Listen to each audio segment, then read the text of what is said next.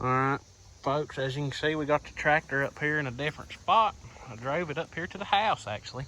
As you can see, I took the radiator off because it leaks. I'm gonna take it to a repair shop and have them fix it. As you can see here, I got the oil drain draining out. There was a little bit of sludge here on the drain plug, not much, and there's definitely a little bit of water in there, but not a lot. See there, you can kind of see the milkiness on the fill plug. Obviously all the condensation is going to come to the top. I think that's how that works anyway. But we got her draining out here. We're going to just put some mobile Delvac back in it, 1540 heavy duty diesel oil. And some of y'all might cuss me for that, but that's what I use in everything. And as you can tell, it's been a while since the oil's been changed. We got a new Napa filter. We're gonna get her changed up here. But yeah, I put the battery box back on it so I could actually stick a battery in it. And this battery box is solid as a rock. Not rusty at all. And anyway, yeah, that's where we're at on this machine. I did have to buy an inner tube for this tire because this tire came with the tractor when I bought it. It's just an implement tire. It's supposed to be tubeless, but I put about 10 daggone plugs in it and it still leaked down, so I just bought a tube, stuck it in it. Anyway, we're gonna get the oil put in this thing and at least get that done. All right, folks, as you can see, we're here in the shop. Well, the Komatsu's in the shop. We're working outside the shop. On the 770 here. As you can see, I got the radiator out because it leaked like a sieve, so I took it to the radiator shop. They couldn't fix it. They said they'd have to have a core in it, and the cost of everything, including tax, for them to do the put the core in and their labor and tax and everything, it's going to be over $1,000. I hadn't decided if I want to have them fix it or if I want to buy a new one, because since this is a 770, which is a 4-cylinder, and 870s are also 4-cylinders, when you look up radiators for them, don't nothing come up. But me kind of knowing stuff about these tractors and doing some measuring and some research, our radiators for 970s and 1070s will actually work with these. They're the same radiator. Like the upper and lower radiator hose location is the same, the filler neck's the same, the bolt holes are the same, because it goes in this same type of bracket, so it's the same. But anyways, that's what I figured out about that. But today I bought a bunch of parts off Elmer's Tractor Repair, which is probably where I'm going to buy a new radiator from. But I got a new tie rod in, because this one is, I mean, it'll literally fall off there. So yeah, it needs a tie rod in. Needless to say, I did have it held up with a piece of wire temporarily. So it needs a tie rod, a stop cable because the one on it seized. And what else? Oh, a clutch return spring, because this thing, look at it. It don't spring back like it needs to. Look at it still. See what I'm saying? Like it needs to have more spring back than that. So that's what the parts we got to put on it today, and that's what we're gonna get done. But that's 1 3/8 inches, and I done tried to put that wrench on it and stand on it and twist it, and it wouldn't break loose. So I'm gonna get the torch out and have to heat her up. All right, as you can see here, I got the new tie rod out. I got the retainer nut started on that. Now I got to get this up. And that cotter key is really rusted in there. As you can see, I stuck my pliers in there, broke the eyelet side of it, accidentally broke the ends of that. So when your cotter key is that brittle, I'm just gonna take a socket that's the right size, which is 15/16 on this, Just try to get it on the nut, and then hit it with the daggum Milwaukee impact, and that should take care of business. And I don't know why the stupid camera ain't focusing. Try to get these cotter key pieces where they won't interfere with the socket.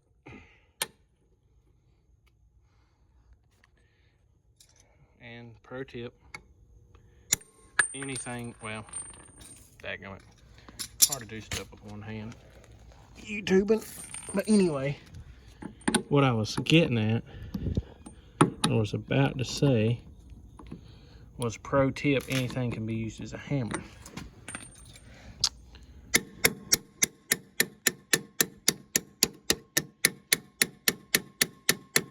Which is exactly what y'all are seeing and hearing. It's me using channel locks as a hammer. So anyway, we're gonna get it, I'm gonna zing it off here in a second. Hopefully, it'll work that way. All right, as y'all can see, I got the socket beat on there. I'm gonna set this puppy on 3 and hit her with the power of the Milwaukee. Just like that. There come the nut, so we're good. And that's what you can do when your cotter key is absolutely junk and brittle. That actually worked perfect. Sweet.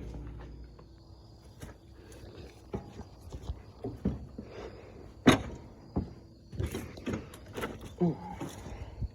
The key switch even works. The neutral safety even works.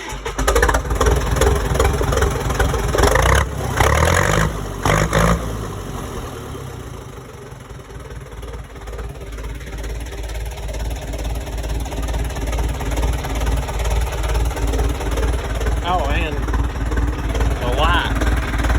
That side even works, and the dash lights come on.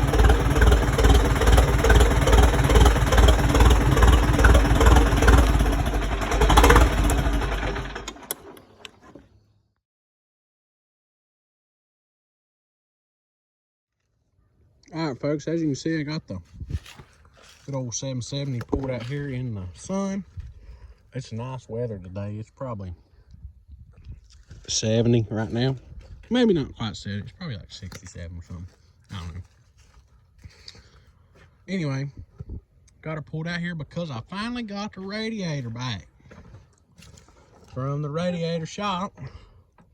As you can see, brand new core. Had her record. She's looking good.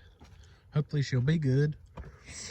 But I just want to forewarn y'all, folks, that if you have a 770 or an 870, they do not make new radiators that fit them. They make new radiators for 970, 1070, and all them other ones, but not for a 7 and 870.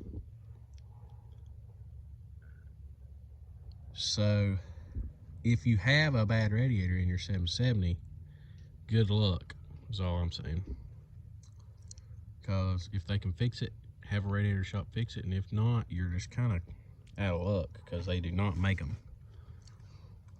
Because the 970 radiator will not fit. They're too tall because the hood and the front grill, nose piece, and everything's taller on a 6-cylinder tractor than it is these 4-cylinders.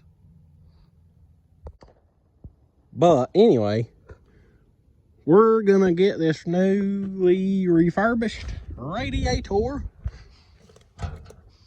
It smells weird, that paint. I don't know if that's like anti-corrosive type paint or what it is. It smells weird, but we're gonna get that sucker slapped in this sucker and put all the hoses on, because I got the radiator hoses and everything ready to go.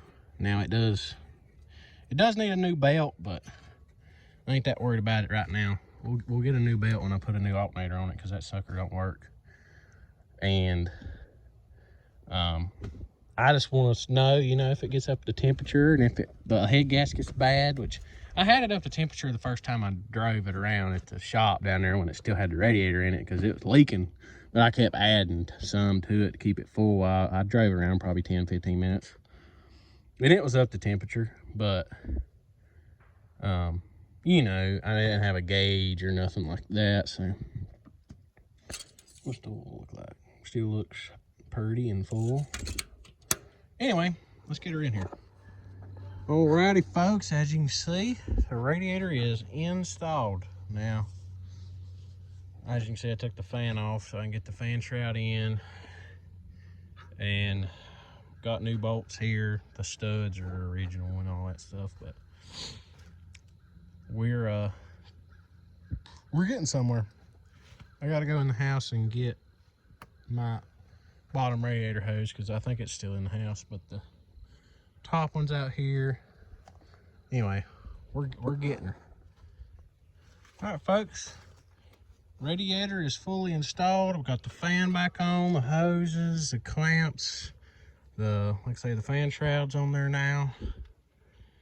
The cap is actually down at the shop, down the driveway. So we're gonna actually just drive it down there. Probably fill it up here at the house with water and then drive it down the road to the driveway to the shop and get the cap. And then we'll drive it around some more and see what happens. I'm getting excited now. All right, folks. As you can see, we got her down here at the shop. I filled it up with water at the house, but I'm sure it sucked some down. Let's see. I don't see no leaks. Oh, it's still right there. It don't look like it's circulating though. Actually have a thermostat in it. I don't know. I feel like we should just wait to put the cap on yet though. See if the temperature gauge moves, because I did put an aftermarket, like, you know, analog style temp gauge in it.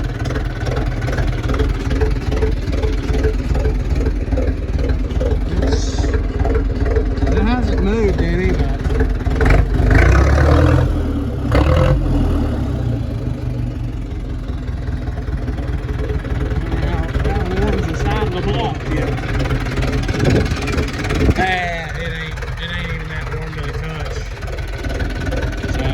it ain't even up to temperature at all. I guess we just need to drive it around a minute. Yeah, it's still full. We just need to drive it around a minute and get some heat in the engine and see what happens here. Should be all right. Tractor flapper just flapping there. Okay, for any of you who don't know how to drive a power shift, these are your gears. You have 3, 4, or this is your range, I guess. 3, 4, 1, and 2. And then this is your power shift. Back is reverse, back's first, and then second, and then third. I'll show y'all here. So we got it in third range.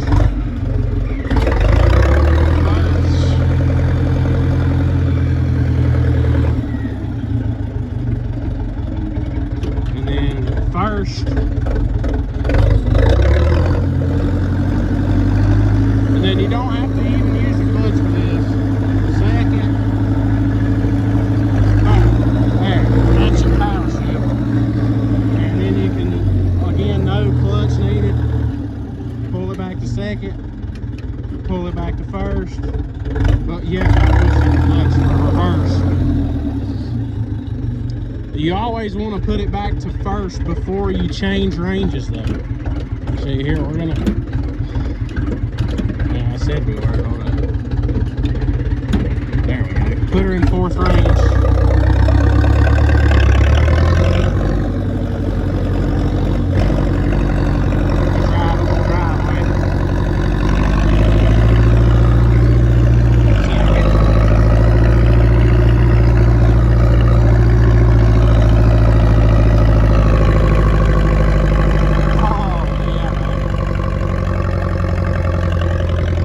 Pull it back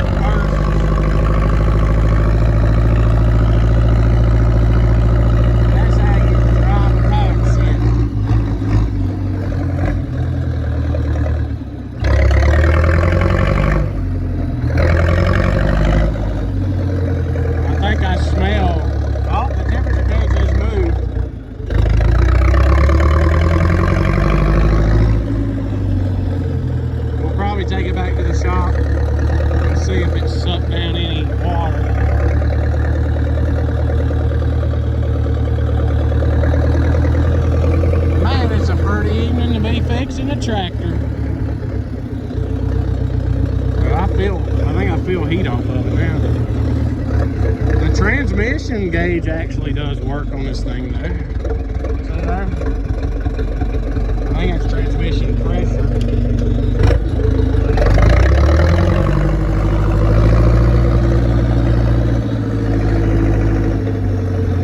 Oh yeah, our temperature's coming up some.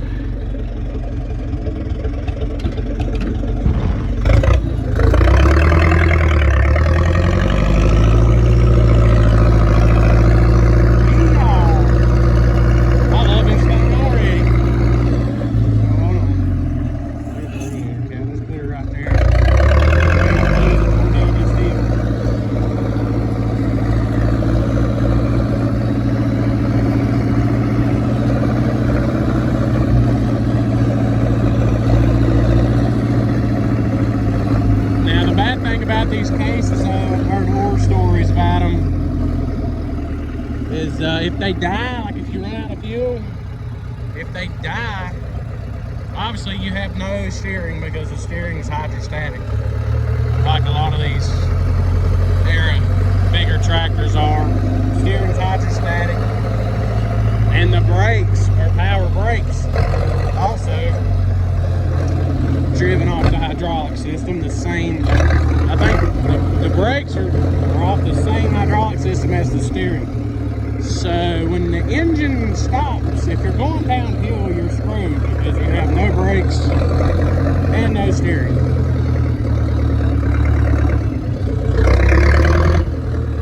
I love this thing. God, I love this thing.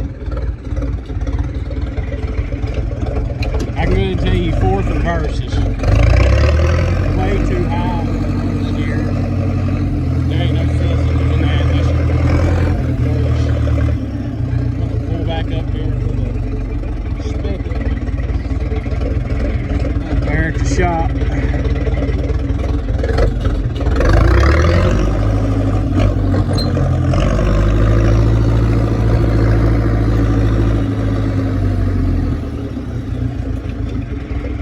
Like so. Seen that, but when I pressed in the clutch, the shifter automatically came back to first. It is supposed to do it. Oh man, this thing's running good now. It's up to 10. She's at 170 temperature. Let's check her coolant level.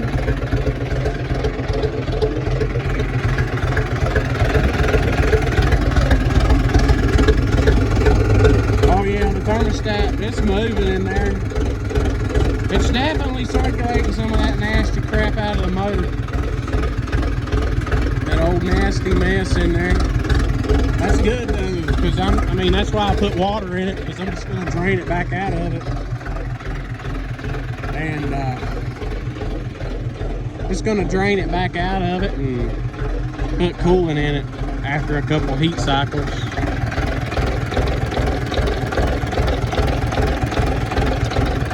Might have a little oil soak out of the head gasket. It does have a dab bit of blow by it. Not terrible, not terrible. Not for a tractor of this age. Again, this is my grandpa's. He bought it new. And it is a demonstrator, golden demonstrator, 770 case, 1969 model. I'm probably going to buy new tires for the front, because I just ain't much on the implement tires on the tractor, and that one's about shot, obviously. I'll probably take it, or not take it somewhere, but take the wheels somewhere and have new front tires put on. I might get even a wider or a taller tire. But there she is. She's running. She's alive. She's coming up to temperature. Things are looking up here.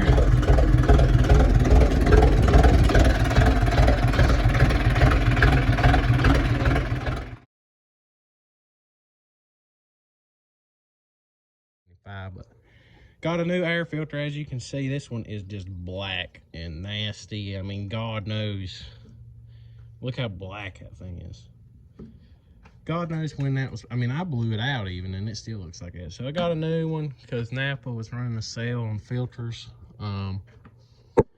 They were running a sale on all Napa Gold filters were 40% off. So I bought a bunch of filters for this tractor, for spares, and for my pickup and a bunch of other stuff. I also got this new alternator on here with a new belt. So we're getting pretty close to operational. Now, the one thing I did do, I went and bought some JB Weld. I don't know if y'all can see these places here on this side of the nose cone.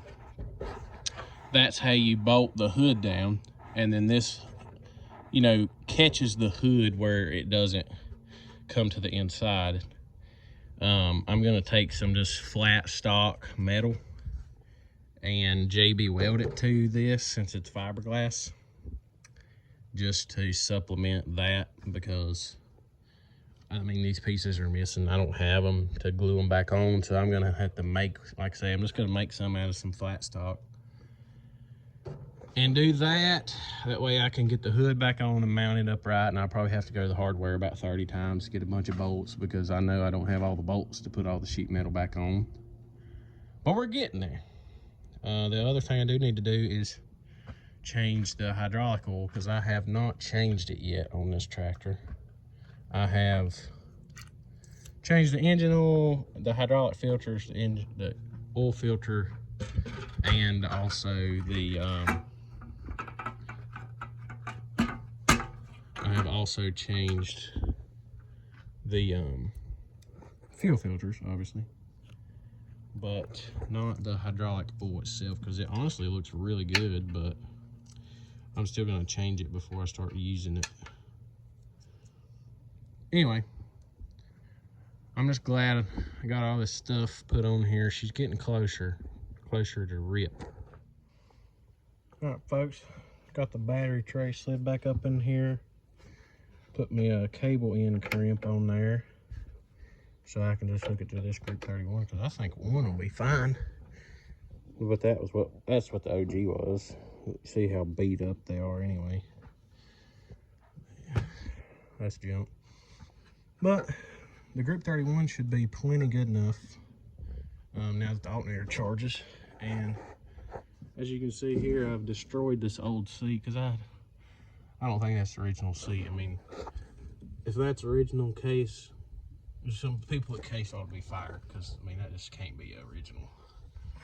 But as you can see, I cut this side off. Somebody welded this bracket on here to put this swivel seat on, which again I thought was absolutely stupid. So we're cutting that off, and I just got to cut that side again, and then we'll put that seat on there. All right, folks, we're back in the shop. Gonna try to foul up something for the hood mount deal on the 770, which I seen just a minute ago. See how this piece is double bent, and it's recessed, I don't know, about an inch, three quarters of an inch. So what we're gonna do is we're going to cut it to length. I've done measured what I need, and then cut it to length. I might put it in the vise and pinch this a little closer, because it's a little bit bigger of a gap than it needs to be, comparing it to the other side that still has the factory holders. So we're just gonna cut this, just a piece of scrap metal I had, and we're just gonna see what we can work out here. Here we are. As you can see, I got my little plates on there. JB welded into place all the way down through here.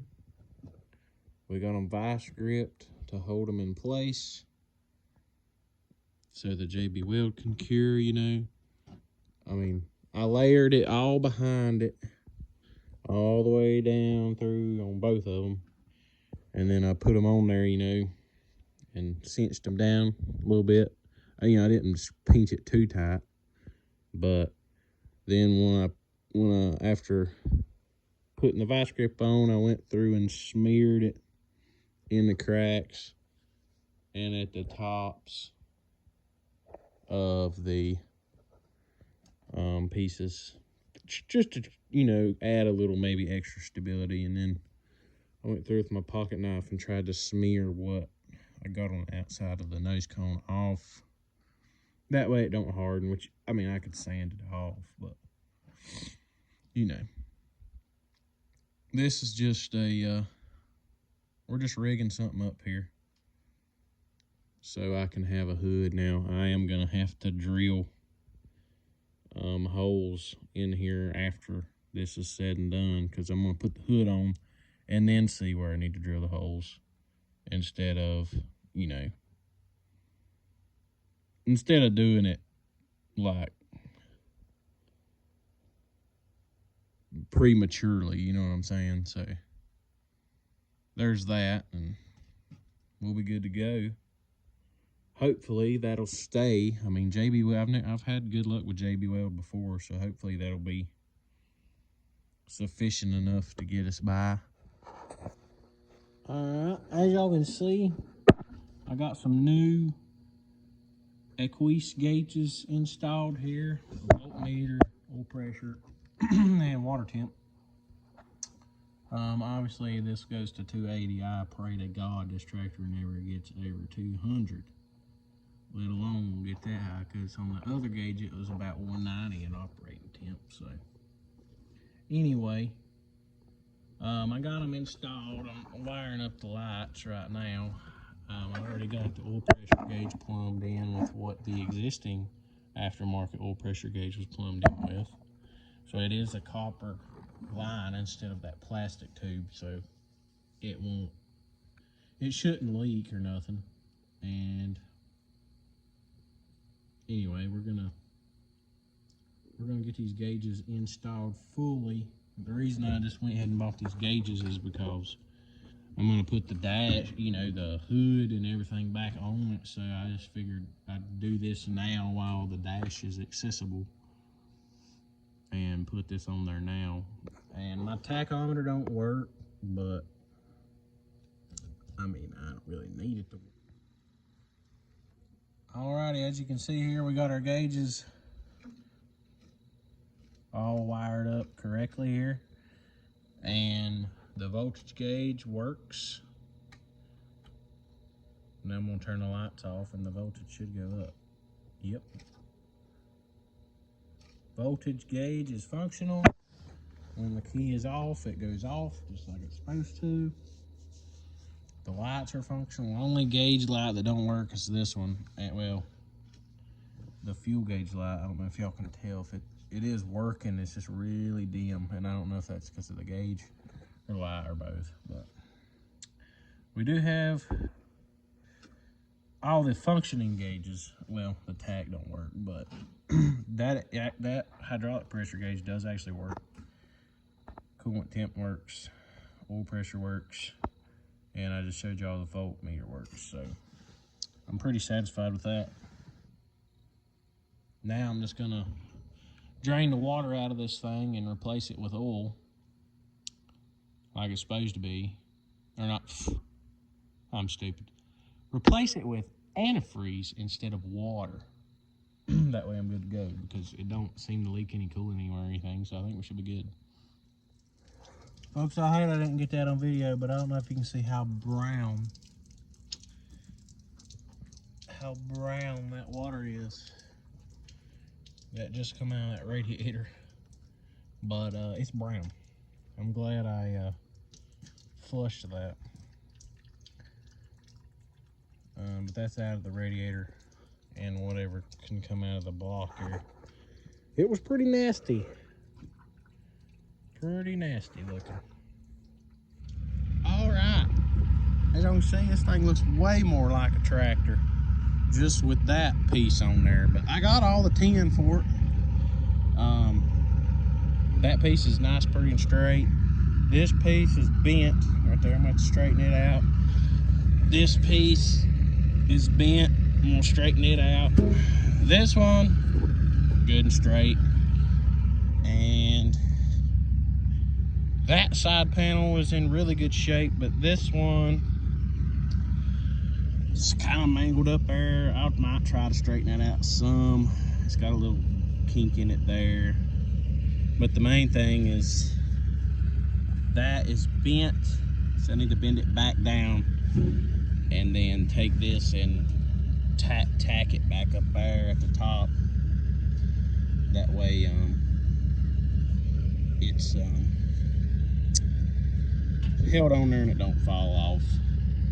But other than that, all the sheet metal is here, and we're gonna get it slapped on this sucker today, hopefully. And we're gonna have us a good looking tractor.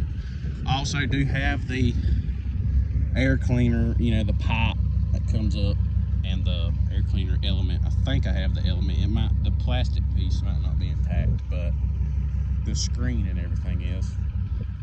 As y'all can see, this grill is shot. I'm gonna have to find one. And before I put the side panels on, I might try to tighten up that fitting. I'm kind of afraid to even touch it, looking at how surface rusty that is. Because I don't want to, you know, if it's rusted through, that might make it worse to tighten it up and twist the line. Because it just, it's wet, you know, it's like barely seeping oil. So, I don't know. And then on my custom plates here, I'm gonna have to drill them 2 holes, like say what's on that side, them 2 holes here for the hood to bolt down.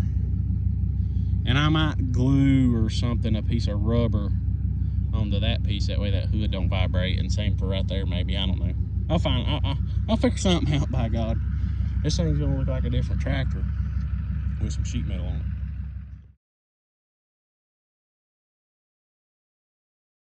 Alrighty folks, here we are, first time driving the complete sheet metaled up 770. This is literally the first time today that I've seen it with the hood on it, so it's pretty freaking cool.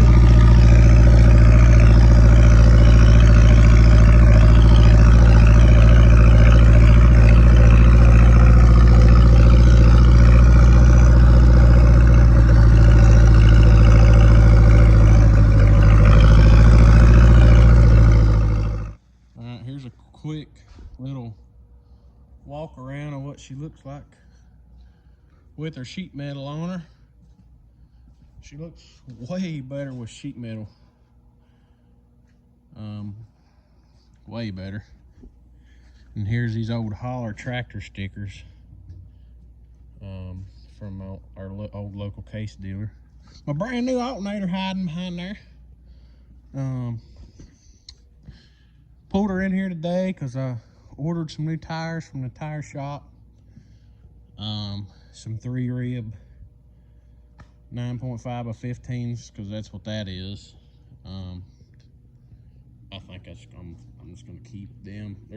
I think they're supposed to have 7 5 by 15 tires from the factory, but you know, like appropriate ones. But I like that little bit wider one, a little wider tire. Looks better. But as you can see here, we have some, I put this under there so it don't dirty up the floor so bad, but we have some hydraulic oil leaking, and I figured out what it is. It is that rubber brake line right there. You can see it. It's we need to replace it, and if it has one on the other side, I'll probably replace it too. Actually, it looks newer on this side. It looks newer-ish. That line right there, yeah, that looks pretty new on this side, and probably don't even worry about it. But the other one obviously is blown, so gonna take that line off. take that line off, take it somewhere, have them make one for me, go get them tires, and I'm probably gonna go buy some hydraulic oil for this thing, because as y'all can see, it's pretty kind of milky looking. It probably needs to be changed. So we're gonna change it just for safe, you know, just to be safe. We're gonna change it, and maybe that'll quit all that whining and squealing in that steering box. I don't know. It should help, I would think. I mean, the power shift shifts pretty good, knock on wood, so far, but who's to say how long that'll last, or, you know, or how good that oil is. If it's got water in it, it ain't good for nothing. So we're definitely gonna probably change it, because it does kind of look a little bit milky. Anyways, folks, that's my 770 Golden Demonstrator. I'll get back with you later when I get the tires and everything on, because I'm gonna mount them myself. Probably ain't gonna mess with the tire shop, but I could take them over there. It'd be quicker, I guess. I wouldn't have to mess with it, but at the same time, I can do it myself. Here's the rubber line that's busted, and it just comes up and tees into this hard line that goes, I guess, probably up to the steering box. So that's simple enough. We can handle that, I would think. I mean, there ain't much to that, so we're gonna get on it here. Get it changed out, or get it taken off, and then go get it changed out.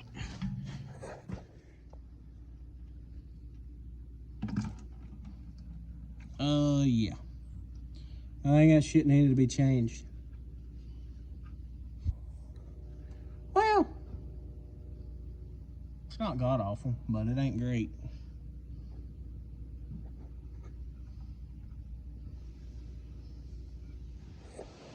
Alrighty, folks, here she is with new tires.